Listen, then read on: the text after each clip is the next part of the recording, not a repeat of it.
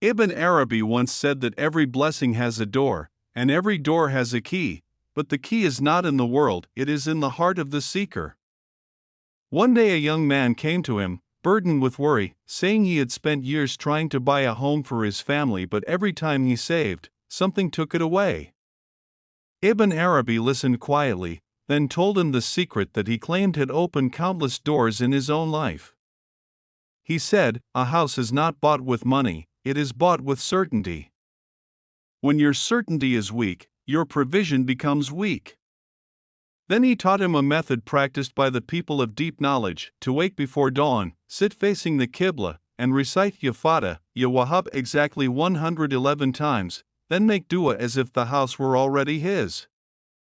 He told him to imagine the walls, the roof, the rooms, the laughter inside. "You must thank Allah for what you do not yet see," he said, "because gratitude pulls hidden blessings toward you." He also instructed him to give a small charity every Friday. "Even a single coin for charity," he said, "is the seed from which houses grow."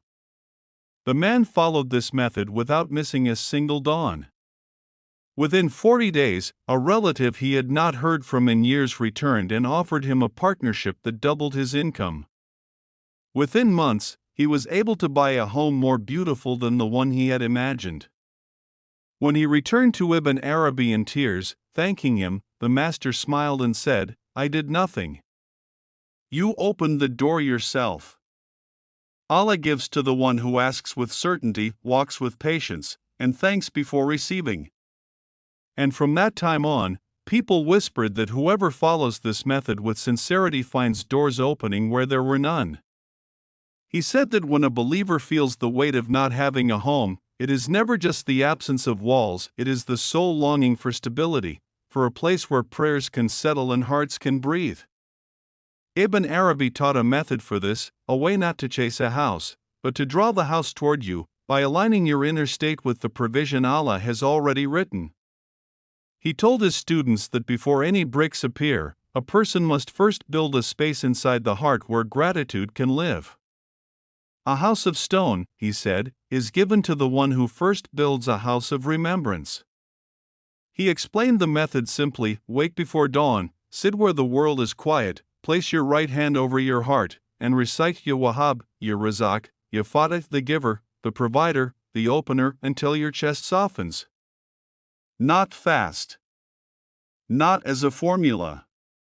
Slowly, like someone knocking gently on the door of the unseen.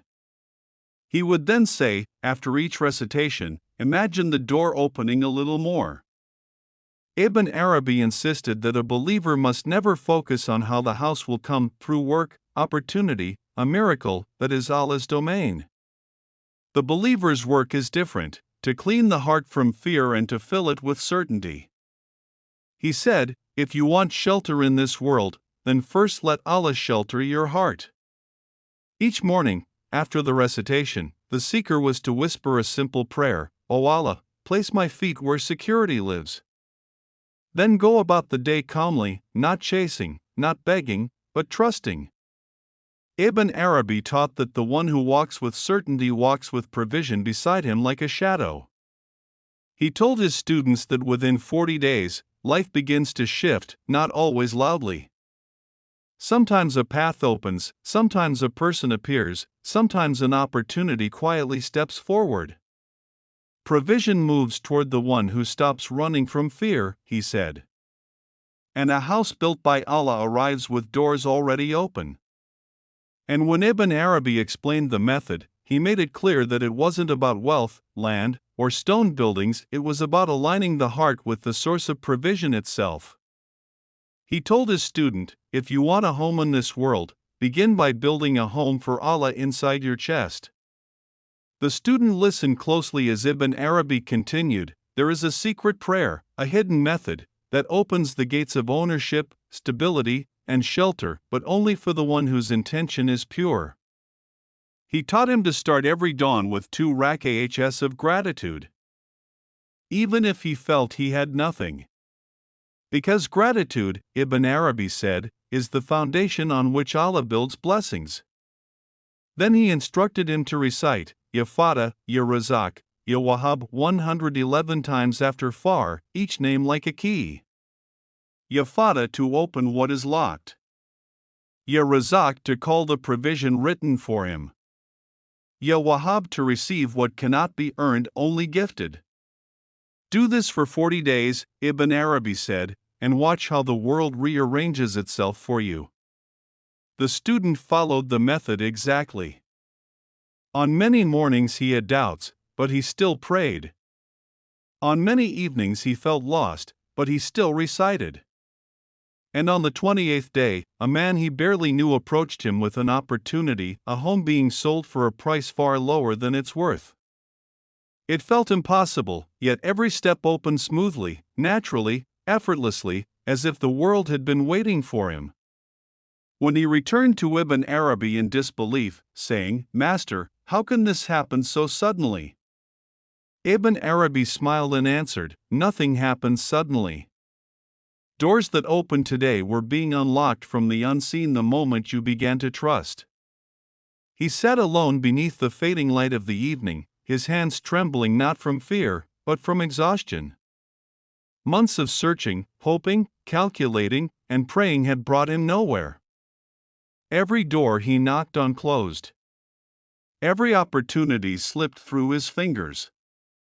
Every plan collapsed before it began.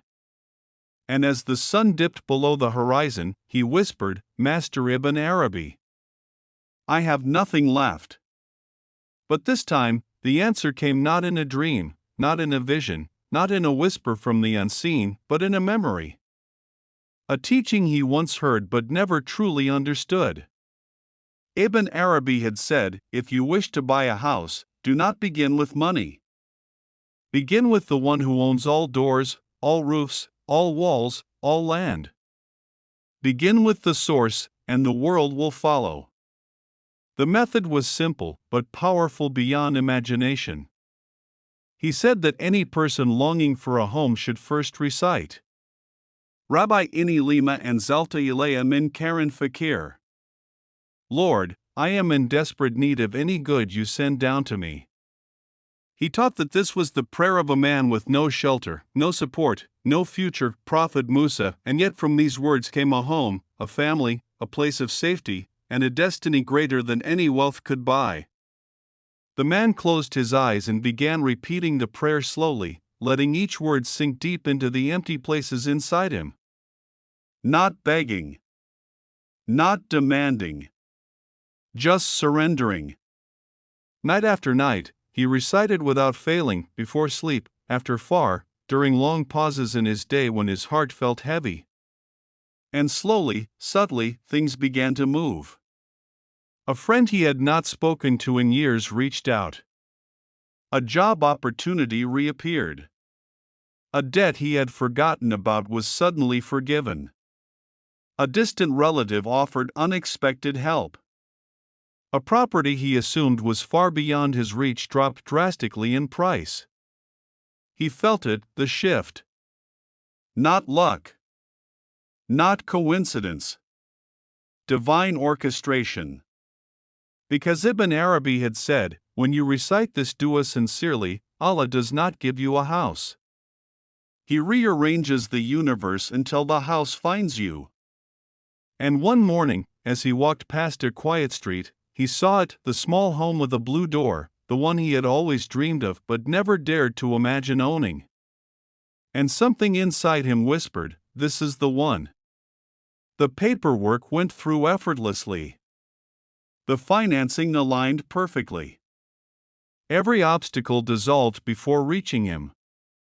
It was as if the house itself had been waiting. And on the first night inside his new home, he sat in the empty living room, sunlight pouring through the window, and whispered the same prayer again, this time with tears of gratitude. Rabbi inni lima anzalta ilayya min karin fakir. For now he understood Ibn Arabi's secret. You do not chase the blessing. You chase the one who gives the blessing. And when your heart aligns with him, everything you long for begins to walk toward you. And Ibn Arabi said that the path to owning a home did not begin with gold, land, or contracts, but with a state of the heart that pulled provision toward a person instead of chasing it. He taught his students a method that sounded simple, yet it had changed the lives of countless seekers before them: to speak to Allah every dawn with the certainty that what is written for them is already on its way. He told them to stand before sunrise, when the world is quiet and the soul is honest, and recite Ya Wahhab, Ya Fatah, Ya Razak until the heart softened and the tongue no longer felt like it was doing the speaking. He said that these names were keys, and whoever called upon them with sincerity would find doors open where walls once stood. He instructed them to imagine the home they needed not with greed, but with gratitude, as if they were already standing inside it, thanking Allah for it, feeling its safety, its warmth, its blessing. He said to whisper, "O Allah, place me in the home that you have written for me, a home of peace, a home of light, a home near your mercy." He warned them never to pray from desperation or panic but from certainty, because desperation closes the heart while certainty draws miracles. He told them to give a small amount in charity on the same morning, even if it was nothing more than a piece of bread or a coin, because giving creates a path through which blessings return multiplied. He promised them that if they followed this method with patience, the unseen would begin to rearrange itself, the right opportunity would appear, debts would lighten, obstacles would fall away, and Allah would guide them step by step toward what was meant to be theirs. And he reminded them that a house built on divine timing stands firmer than a palace built on haste, and that whoever entrusts their provision to Allah walks toward their home long before they ever see its door. And in the end, after all the nights of uncertainty and all the days spent wondering whether he would ever find a home to call his own, the man finally understood what Ibn Arabi had been teaching him from the very beginning. A house is not bought with money alone, it is bought with intention, with purity, with a heart that trusts the provider more than it trusts the world. He remembered Ibn Arabi's words, "When you ask Allah for a home, do not ask for bricks. Ask for a place where your soul can breathe." And so he changed the way he prayed. No more desperation. No more fear. Only certainty that what was written for him would find him, no matter how far it had to travel. Every dawn, he recited the dua Ibn Arabi taught him, the dua that opens paths hidden from the eyes but clear to the soul. He would sit quietly, palms open, whispering, "O Allah, place me where you want me, and make it a place of mercy, light, and provision." And little by little, things began to move. Doors he thought were closed forever opened with ease. Opportunities he never imagined appeared without effort. People who once ignored him suddenly wanted to help. One evening, after months of trust and patience, he stood before a home he could have never afforded, could have never planned, could have never imagined. Yet the keys were in his hand. No struggle. No chaos. No fear.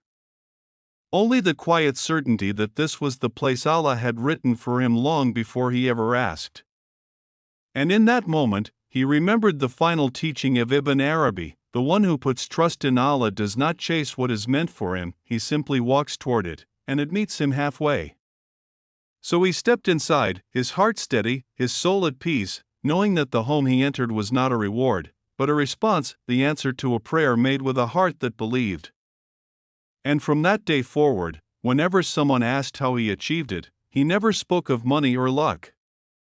He simply said, "I used the method Ibn Arabi taught. I trusted Allah, and the house came to me."